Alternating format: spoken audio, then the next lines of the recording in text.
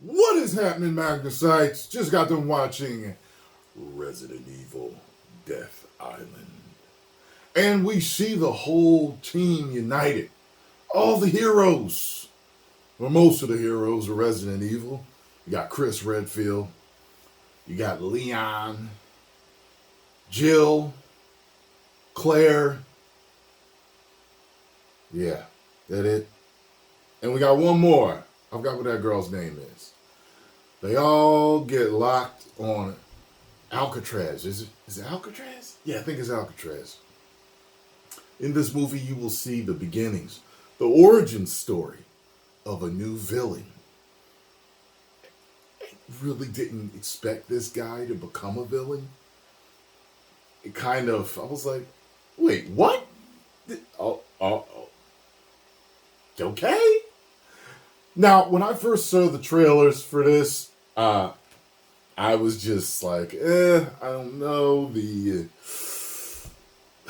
It didn't seem up to par, even with some cutscenes that I've seen so far that run me to play the game bars on PS4 and PS5. So I was like, all right, just looks, but I'll check it out because I love Resident Evil. A few of you had commented, if you had seen anything else they had kind of done like that, it's always been kind of bad. It's never really, but they tend to be kind of good. The stories are good or whatever. So I was like, all right, well, we'll see when it comes out. So I totally forgotten about it, but they had released 8 minutes of footage of the first, the beginnings of the movie. And I was like, okay, actually seems pretty good. By the way, a major villain's daughter is also in this. And I would say that she's not quite up to par of her parent, but she's no joke nonetheless.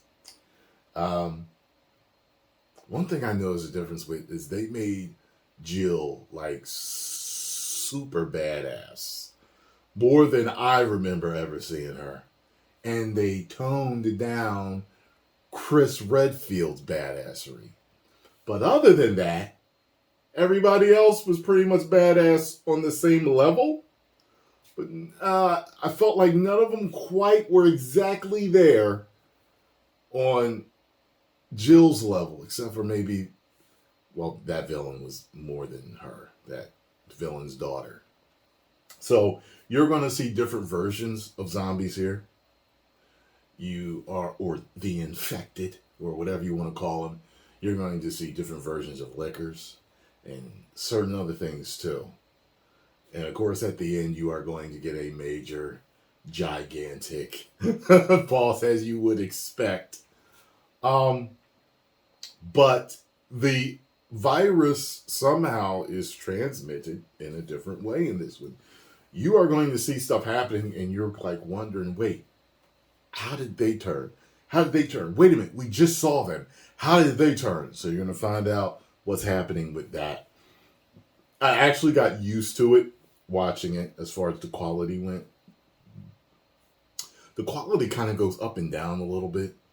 There's one part where I was looking at it at the end, and I'm like, I say it in my reaction, I'm like, this looks like it's a sucky video game for PS4 with this type of CGI. But I would say the most of the CGI animation was passable. It was passable. I would have expected to see it during the PS4 era, not the PS5 era though. But it was definitely passable. I enjoyed myself. There are some bad assery parts. It gets a little slow in certain parts, but for the most part, I would say that the 90 minutes that it is, it actually moves kind of fast. I don't have many complaints other than the quality of it. I'm like, I know you guys could have did so much better with this. So it felt like a gigantic long cutscene. That's what it felt like. It really felt like you ever go online and you look for all the cutscenes of a particular video game, and someone has downloaded them all and stitched them all together and uploaded them for you to watch. That's what it felt like. That's what it felt like. Except, it flowed better than a bunch of cutscenes stitched together because you know what's happening. You're watching a CGI animated movie. So Post comments down below. Let me know what you all thought. I'm going to give this 3 out of 5 woos. I believe that every Resident Evil fan should watch it. I think you'll enjoy it. I really do. 10 million subscribers. Woo!